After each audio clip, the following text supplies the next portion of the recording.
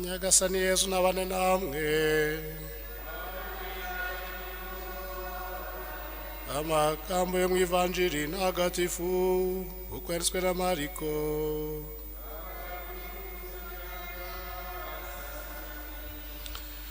Muri icyo gihe Yezu ajya mu karere k'iwabo, abigishwa be baramukurikira. Isabato igeze atangira kwigishiriza mu isengero. Abenshi ngo bamwumve baratangara cyane, bati biriya avuga byose abikura he?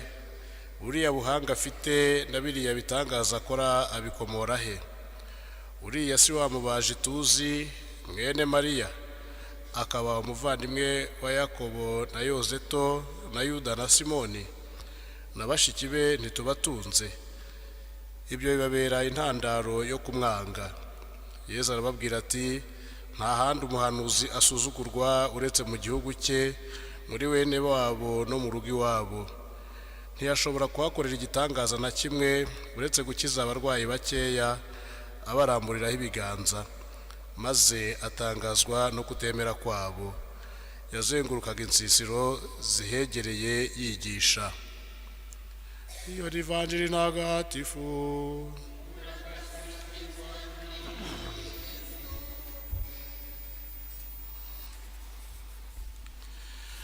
Mu kuzirikana iyi Ivanjiri nibajije ikibazo kimwe, nibaza ngo ese kumenya Yezu Kristu byari bikwiye kukubera impamvu yo kugwa, cyangwa se kwibwira ko uzi Yezu Kristu byakakubereye ikigusha? Tumaze iminsi twumva ibitangaza Yezu akora ari mu bihugu cyangwa se ahantu hatuwe n'abantu b'abanyamahanga n'abatemera Imana, ariko bakagera bakemera, ndetse n'abandi bose bamushakashakaga kugira ngo bumve inyigisho ze zibahindure ndetse bakire n'ibyo bari bafite bibababaje. None ubu turamwumva ageze iwabo, asubiye iwabo aho yavukiye.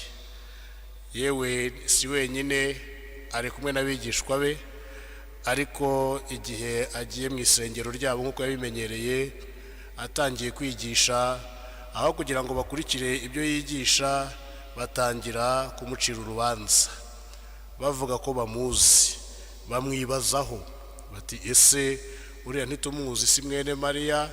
Si umubaji? N'umubaji barabubonamo umubaji gusa, ntago bamubonamo umwana w'Imana. Igihe abandi abanyamahanga batari bateguriwe kuba bamwakira, bo bamwakiriye cyane, we abo bene wabo ntibashaka no kumwumva. Baribaza ngo ubwo buhanga buturutse he? Ubwo bubasha, ubwo bushobozi bwose buturutse he? Arababwira iby'Imana, bo bakareba inkomoko ye, bakareba icyo ari cyo. Bibwira ko bamuzi. Twebwe turamuzi. Bamuzi gute se? Ntabwo bamuzi. Kumenya umuntu kuko bamureba mu isura y'umuntu gusa bisaba ibintu byinshi. Bisaba mbere na mbere kumwakira. Ntushobora kumenya uwo utakiriye. Kumwakira mu mutima wawe, kumwakira ukamwiyumvamo. Bisaba kandi kuganira. Yezu yarabaganirije mu nyigisho, ababwira iby'Imana, ariko kubera ko batigeze ajya mu ishuri rya teolojiya, bakaba bazi ko ibyo yize ari ukubaza gusa, ari umusarumara, barumva ibyo ababwira atari byo, kandi babizi neza, bumva ko iyo nyigisho ihambaye ikomeye. Ntibigeze bumva rero icyo kiganiro cye ngo bagerageze kugicengera, bagerageze gusobanukirwa n'uwo muntu urimo kubigisha, ahubwo baramubonamo wa wundi bazi iwabo, wa wundi bazi inkomoko, bazi imibereho ye. Kumenya umuntu bisaba kwishyiramo kumukunda. Bo rero twumvise yuko ngo ibyo byabaviriyemo kumwanga, aho kumukunda baramwanga. Ntibashakaga rero no kubana nawe na gatoya.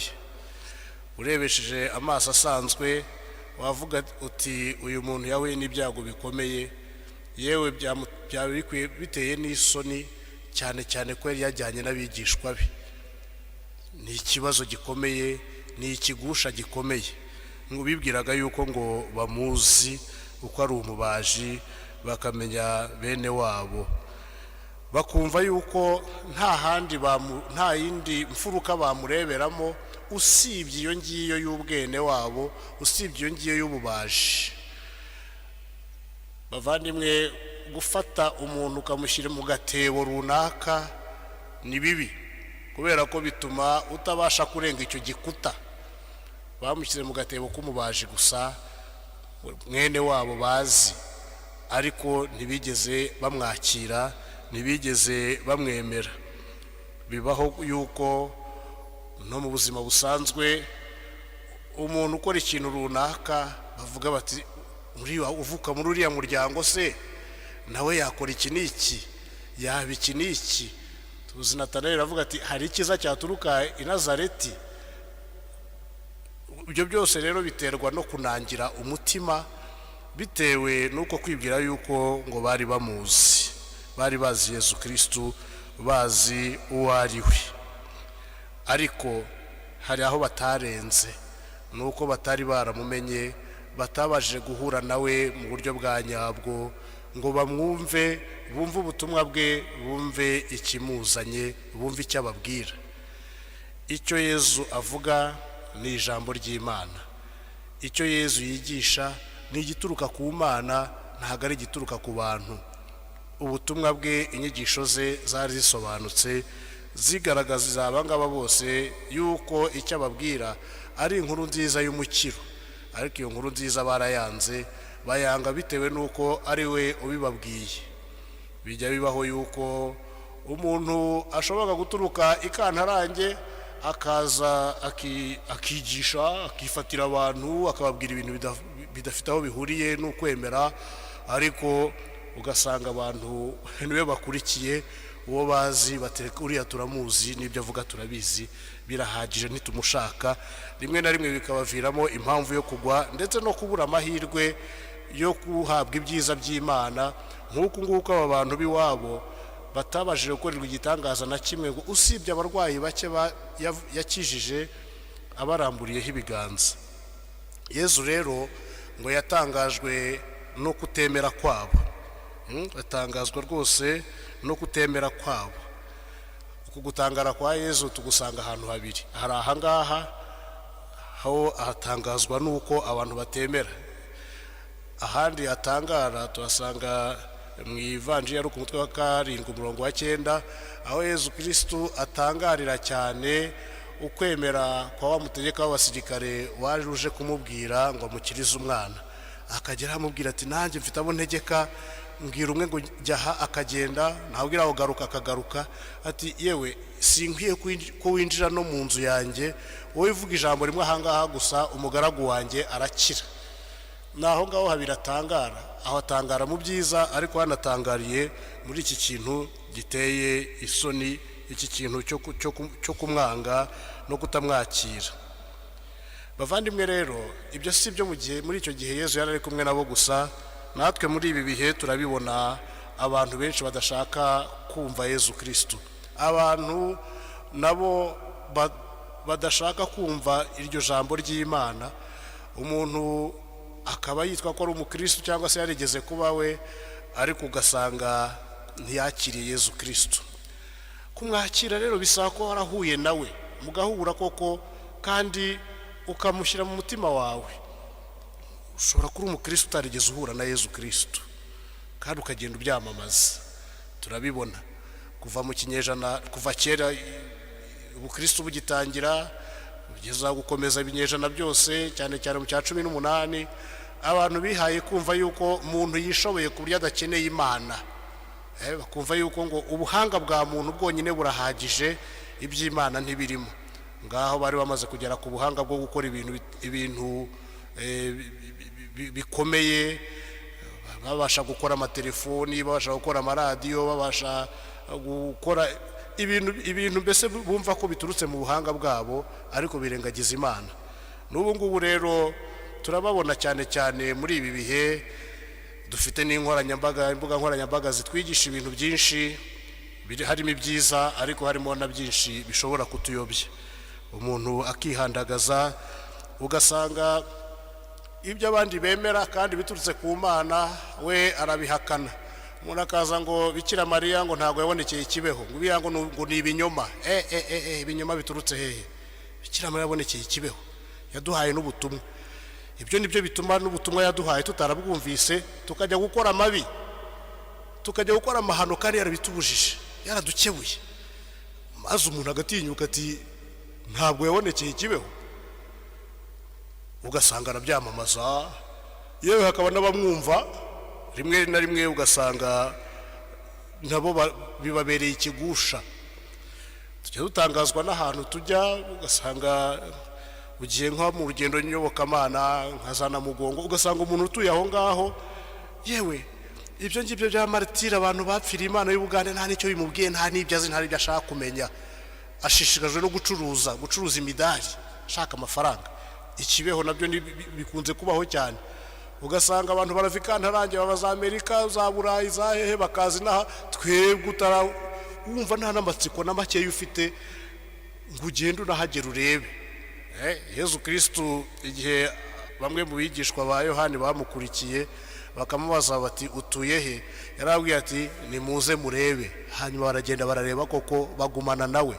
Nimuze murebe, fata tera iyo ntambwe ugenda urebe, nuhagera hari icyo uzabona, nuhagera hari uzabona. Hari rero abenshi bibwira ngo bazi Yezu Kristu nk'uku nguku ababi wabo bavuze ngo baramuzi. Umuntu akaza ati ngiye nataye ukwemera. Wagutaye ute? Ati kandi ngiye burya rero nize mu iseminari. Wize mu iseminari nyine, ntago wabaye mu seminari. Iyo mu seminari wari kuri umukristu mwiza, wize mu iseminari nk'uko umuntu yakwigana ahandi ahariho hose, no mu bapagani no mu batemera Imana. Wize mu iseminari yakumariye iki? Ntacyo, nta kwemera wakuyemo. Wigenda rero ubwira abantu ngo wize mu iseminari ko wataye ukwemera. Ntako wigeze ugira, wataye si utigeze utunga, ntago bibaho. Niwigeze uhura na Yezu Kristu. Umuntu akaza ati ngiye navuye muri kiliziya kandi nari umuririmbyi, baratubeshya. Uririmba waririmbiye nde? Waririmbiye wowe ubwawe, wiyumvisha ijwi ryawe ukumva ko uri igihangange, ushobora kugorora akajwi, ariko nigeze uririmbira Imana. Nari umusomyi, nasomaga ijambo ry'Imana. Warisomye ute? Warisomye nk'uko umuntu yasoma Roma iyo ariyo yose, nk'uko umuntu yasoma umugani runaka. Ntago ryigeze rigucengera, ntago wigeze uryumva, ntiwigeze wumva na gato ijambo ry'Imana, ijambo rya Yezu Kristu. Wibeshya abantu rero ngo wowe ngo wasanze nta kirimo, ahubwo wowe nta kintu cyari kikurimo. Wasanze nta cyari kikurimo kubera ko wari kukigushyiramo ni Yezu Kristu, ariko wafunze umutima wawe urinangira. Ubwo rero bigenda ubeshya abantu nuko nta kintu wigeze ukuramo. Ugasanga rero rimwe na rimwe abantu ibyo dukora ari ukwiyamamaza kurusha uko twamamaza inkuru nziza, ari ukwamamaza ibyacu gusa.